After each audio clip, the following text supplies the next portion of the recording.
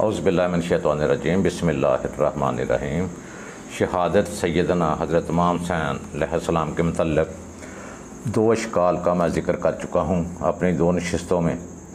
अब ये तीसरा अशकाल है कि क्या शहादत हज़रत इमाम हुसैन अलैहिस्सलाम का ज़िम्मेदार यज़ीद है या कि नहीं। सब कहते हैं, बहुत से उलमाए दीन अब सोशल मीडिया पर महवे गर्दिश हैं, वो कह रहे हैं कि सैयदना इमाम हुसैन अलैहिस्सलाम को इब्ने ज़ियाद और उसकी फ़ौज ने शहीद किया है। यज़ीद ने तो बराह रास्त आप अलैहिस्सलाम को शहीद करने का हुक्म नहीं दिया, लिहाजा इस पर आप अलैहिस्सलाम की शहादत की ज़िम्मेदारी आयद नहीं होती।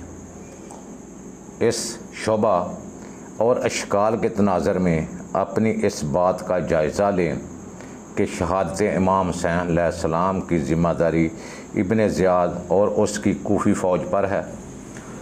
क्या बराह रास्त यज़ीद ने हुक्म नहीं दिया? क्या बराह रास्त यज़ीद ज़िम्मेदार नहीं है? क्या बराह रास्त यज़ीद की इमा पर, हुक्म पर, मर्ज़ी पर और मनसूबाबंदी के तहत वाक़या करबला हुआ है या नहीं? यज़ीद के 3-4 साल दौरा हुकूमत के खदो खाल क्या हैं और इनकी रोशनी में यज़ीद किस मकाम पर खड़ा है? यज़ीद की जगह और अंजाम मुतय्यन होने के बाद उसके हवारी, उसके नस्ली इंसान, उसकी हिफाजत करने वाले, उसके ईमान की हिफाजत करने वाले, उसको बेगना कहने वाले देखें कि हम किस मकाम पर खड़े हैं, हमारा अंजाम क्या होगा। कुतुब तारीख़ में ये अमर वाक़या मौजूद है कि यज़ीद ने इब्ने ज़ियाद को ख़त लिखा और हज़रत इमाम हुसैन अलैहिस्सलाम को शहीद करने का हुक्म दिया। इब्ने ज़ियाद में इतनी हिम्मत, इतनी जुर्रत कहाँ कि वो यज़ीद के हुक्म के बगैर इतना बड़ा कदम उठाता। अगर यज़ीद की ईमा, रज़ाबंदी, मनसूबाबंदी ना होती तो इब्ने ज़ियाद कभी भी इतना बड़ा काम ना कर पाता। मुअज्जमुल कबीर में इमाम तबरानी रहमतुल्लाह अलैह बयान करते हैं कि यज़ीद ने इब्ने ज़ियाद को ख़त लिखा। ख़त में क्या लिखा था? ए इब्ने ज़ियाद, मुझे खबर पहुंची है कि हुसैन अलैहिस्सलाम कूफ़ा पहुंचने वाले हैं। तमाम ज़मानों में अब ये ज़िम्मेदारी तुम्हारे ज़माने पर आ पड़ी है और तमाम शहरों और सूबों में ये ज़िम्मेदारी तुम्हारे शहर और सूबे पर आन पड़ी है। मैं देखना चाहता हूँ कि अगर तू कामयाब हो गया तो आज़ाद कर दिया जाएगा, यानी तेरी इज़्ज़त व जलाल, रुतबे और कदर कीमत और मनसब में इजाफ़ा होगा। और अगर तू नाकाम हुआ तो इसी तरह ज़िल्लत के साथ ग़ुलामों की तरह तुम्हें पलटा दिया जाएगा। जैसे ग़ुलाम ज़लालत की ज़िंदगी बसर करते हैं वैसे तुम्हें भी करना होगी। तमाम मौरख़ीन ने यज़ीद के इस ख़त को अपनी कुतब में लिखा है। इब्ने ज़ियाद ख़त पढ़ने के बाद 4000 का लश्कर लेकर हज़रत इमाम हुसैन अलैहिस्सलाम की तरफ चला, हत्ता कि हज़रत इमाम हुसैन अलैहिस्सलाम और साथियों को शहीद कर दिया और आप अलैहिस्सलाम का सर मुबारक दूसरे शहदा के सरों के साथ यज़ीद को भेज दिया। इसको भेजने का मकसद क्या था? यही मकसद था कि ये उसका हुक्म आया था और उसके हुक्म की तामील में ये अमल किया गया था। जब इमाम आलिए मकाम हज़रत इमाम हुसैन अलैहिस्सलाम का सर दूसरे सरों के साथ यज़ीद के पास पहुंचा तो यज़ीद ने सारे सर अपने दरबार में रख लिए और इमाम हुसैन अलैहिस्सलाम के सर को अपने सामने रखा और फिर पूरे दमिश्क के बड़े बड़े लोगों को अपने पास बुलाया और फिर मेरे प्यारे इमाम हज़रत इमाम हुसैन अलैहिस्सलाम के सर अनवर पर छड़ी मारी और इब्ने ज़ियाद ज़बारी के अरशार पढ़े, लैत अश आखी बेदर शहदवा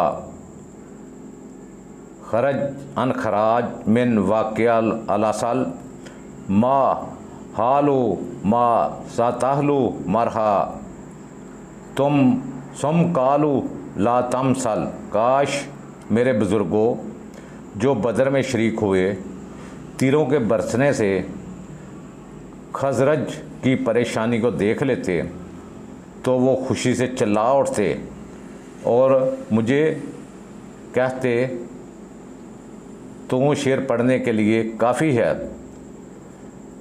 फिर उसने इन इशार के अलावा दो ऐसे इशार का इजाफ़ा किया जो सरीहन कुफर पर मुश्तमिल हैं। उसने कहा, हम इन खोपड़ियों को फाड़ते हैं जो हमें महबूब हैं, जबकि वो नाफरमान और ज़ालिम हो चुके थे। इब्ने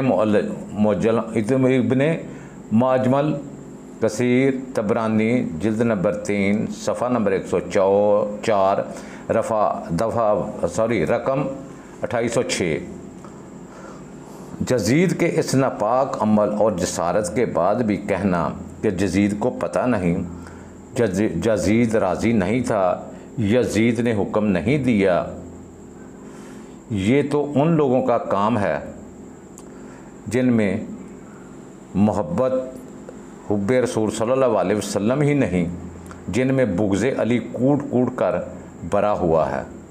ये वो लोग ऐसा काम कर सकते हैं। इनको मालूम नहीं कि इब्ने ज़ियाद ने कत्ल करवा कर अपने रुतबे बुलंद किए हैं और यजीद ने कत्ल करवा कर अपनी राहें साफ़ की है। ऐसा कहना बुग़्ज़े अहले बैत का इज़हार है कि यजीद इस कत्ल में इन शहादतों का ज़िम्मेदार नहीं। अगर यजीद को मालूम नहीं था तो इब्ने ज़ियाद को ख़त क्यों लिखा कि अगर तुम नाकाम हुए तो ग़ुलामी की ज़िंदगी बसर करना पड़ेगी, गवर्नरी से हटाकर जलील कर दूंगा, अगर कामयाब हुए तो ओहदा बुलंद कर दूंगा। अगर यजीद ने इस काम का हुक्म नहीं दिया था तो उसने अपने दरबार में सर रख कर मेरे प्यारे इमाम अलैहिस्सलाम के सर पर छड़ी मार कर अशार क्यों पढ़े थे। इमाम जलालुद्दीन सयूती रहमतुल्लाह अलैह लिखते हैं कि इमाम हुसैन के कातिल पर और इब्ने ज़ियाद पर अल्लाह रब्बुल इज़्ज़त की लानत और पूरी इंसानियत की लानत हो, और यजीद पर अल्लाह रब्बुल इज़्ज़त लानत करे जिसने कत्ल करवाया।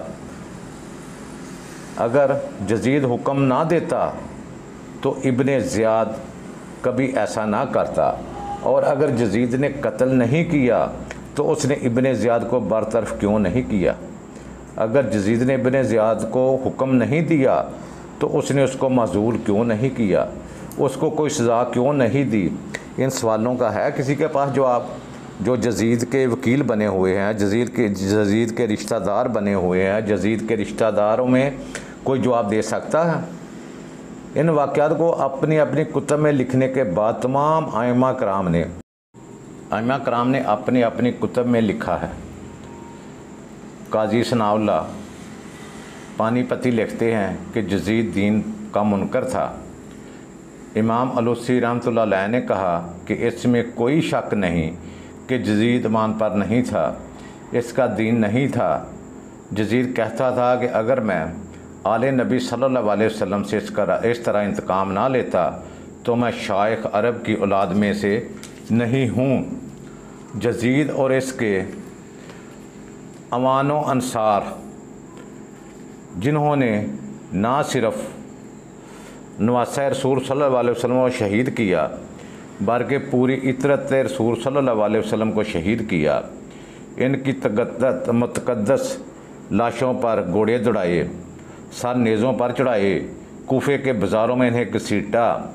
सैयदना ज़ैनब रज़ियल्लाहु तआला अन्हो और हज़रत इमाम ज़ैनुल आबिदीन अलैहिस्सलाम समेत पूरे काफ़िला को कैदी बनाया, जंजीरें पहनाई, तोक पहनाए, पाँव में बेड़ियाँ पहनाई, जंगी कैदियों की तरह कूफे से लेकर दमिश्क तक चलाया गया। ये सब करने के पीछे कौन था, किसका हाथ था? ये लानती यजीद का हाथ था। और लोगों को ये पैगाम दिया गया कि कोई हमारे सामने हक़ की बात लेकर आया तो उसको भी बागी करार देकर कत्ल कर दिया जाएगा। यजीद सिर्फ शहादत इमाम हुसैन अलैहिस्सलाम का ज़िम्मेदार ही नहीं, बल्कि उसने वाक़या करबला के बाद मदीना मनव्वरा और मक्का मुअज़्ज़मा की हुर्मत को भी पामाल किया। 63 हिजरी को अहले मदीना ने जब यजीद की बैत तोड़ी तो उसने 27,000 का लश्कर भेजकर मदीना रसूल सल्लल्लाहु अलैहि वसल्लम को पामाल किया और मुस्लिम बिन अकबी को हुक्म दिया कि जब मदीना फ़तह कर लो तो 3 दिन के लिए मदीना तुम पर हलाल करता हूँ, तुम जो चाहो करो। इस बदबख्त ने इस मदीना की बात की जिसे मेरे महबूब सल्लल्लाहु अलैहि वसल्लम ने हुर्मत वाला हरम बनाया था। अफसोस फिर भी इस लानती की तौबा और ईमान की बातें करने वाले लोग हैं। 3 दिन तक यजीदी फ़ौज ने दरिंदगी की, 10,000 मुसलमानों को शहीद किया। इन शहीद होने वालों में 300 सहाबा कराम थे और 700 अफराद थे। 300 औरतों को बग़ैर शादी के हामला कर दिया। बाज़ ने इससे भी ज़्यादा लिखा है। मस्जिद नबवी सल्लल्लाहु अलैहि वसल्लम में 3 दिन तक अजान ना हुई। हर तरफ खून ही खून था। रियाजुल जन्ना खून से भर गया। मस्जिद नबवी के अंदर घोड़े, ऊँट और खच्चर बांधे गए। इसके बावजूद जो भी यजीद को रज़ी अल्लाह ताला कहते हैं उन पर भी लानत हो। हजूर सल्लल्लाहु अलैहि वसल्लम ने फरमाया, जो अहले मदीना को खौफ ज़दा करे उस पर अल्लाह की लानत, इस पर फरिश्तों की लानत, इस पर इंसानों की लानत। तो अब क़यामत के दिन इसका कोई फ़र्ज़, कोई नफल कबूल ना होगा। तो बताओ, जिसने ये सरकार सल्लल्लाहु अलैहि वसल्लम के हदीस मुबारका के मुनकर हो जाओ, जो फरमा रहे हैं हजूर सल्लल्लाहु अलैहि वसल्लम जिन्होंने अहले मदीना को खौफ ज़दा किया, उसमें अहले बैत का भी जिक्र नहीं, अहले मदीना का जिक्र है। तो लानत हो जो उसके हवारी बने हुए हैं, जो उसके वकील बने हुए हैं उस पर। आपने एक और मकाम पर फरमाया, जो शख्स अहले मदीना के साथ लड़ाई का इरादा भी करे तो अल्लाह रब्बुल इज़्ज़त उसे दोज़ख में इस तरह पिघला देता है जिस तरह शीशे को आग, पानी को नमक। यजीद ने 3 साल हुकूमत की। पहले साल उसने इमाम आली मकाम हज़रत इमाम हुसैन अलैहिस्सलाम और पूरे ख़ानदान को शहीद किया। दूसरे साल मदीना मनव्वरा और मक्का मुअज़्ज़मा की हुर्मत को पामाल किया। हज़रत अब्दुल्ला इब्ने ज़ुबैर के साथ जंग करने के लिए मक्का मुअज़्ज़मा और खाना काबा का मुहासरा किया और मुहर्रम और सफ़र के महीने तक जंग करते रहे। मुंजनीक के ज़रिए काबातुल्लाह पर पत्थरों से गोलाबारी की और आग बरसाई। काबातुल्लाह का गिलाफ जला दिया गया। अभी ये जुल्म जारी था, गिलाफ जल रहा था कि इस वक्त लानती लुआन की मौत वाक़या हो गई और वो जहन्नम वासल हो गया। जब इसकी मौत की खबर आई तो हज़रत अब्दुल्ला बिन ज़ुबैर ने ऐलान किया, ओ बदबख्तो, तुम्हारा तागूते शैतानी तो मर गया है, अब किसका तख्त बचाने के लिए जुल्म कर रहे हो। जब लश्कर को खबर मिली तो लश्कर उसी वक्त वापस हो गया, जिससे साबित हुआ कि ये लड़ाई, ये खाना काबा पर संगबारी, ये गिलाफ़े काबा को जलाना, ये मदीना मनव्वरा की हुर्मत को पामाल करना, ये सब इस लानती यजीद का काम था, इसका हुक्म था। तो बताओ यजीद के हवारियों, इस लानती ने तौबा कब की थी जो आले रसूल सल्लल्लाहु अलैहि वसल्लम को शहीद करवाते, इतरते पाक को कैदी करके कूफा से दमिश्क तक लेकर जाए, मदीना मनव्वरा और काबातुल्लाह की बेहुरमती करे और लाख तौबा कर ले, अल्लाह रब्बुल इज़्ज़त इसकी तौबा कबूल नहीं करेगा, बल्कि अल्लाह लोगों को तो माफ़ कर देता है, लेकिन ऐसे लानती लोगों को अल्लाह रब्बुल इज़्ज़त तौबा करने की तौफीक ही नहीं देता। तो मेरी दुआ है अल्लाह रब्बुल इज़्ज़त हमारे ईमान की हिफाजत फरमाए और हमें क़यामत तक सैयदना कायनात सलामुल्लाह अलैहा की सिमत में खड़े करे। इमाम हुसैन के लश्कर में खड़ा करे। क़यामत के दिन इतरत रसूल सल्लल्लाहु अलैहि वसल्लम सहाबा कराम के कदमैन शरीफैन में खड़ा होने की शरफ बख्शे और इनके ग़ुलामों में शुमार करे। अल्लाह रब्बुल इज़्ज़त मुझे और अहले बैत से मोहब्बत रखने वालों को अहले बैत अतहार में शुमार करे। इस्लाम के दुश्मनों के सिमट जाने से महफूज रखे और जो यज़ीदियत से मोहब्बत करते हैं, यज़ीद से मोहब्बत करते हैं, उनको यज़ीद के ग्रुप में शामिल कर दे, उनको गरीब की यज़ीद की सफ़ों में शामिल कर दे। आमीन सुम्मा आमीन या रब्बुल आलमीन या सय्यदुल मुरसलीन। इसके साथ ही इजाज़त चाहता हूँ। खुदा हाफिज़। अस्सलामु अलैकुम वरहमतुल्लाहि व बरकातुहू।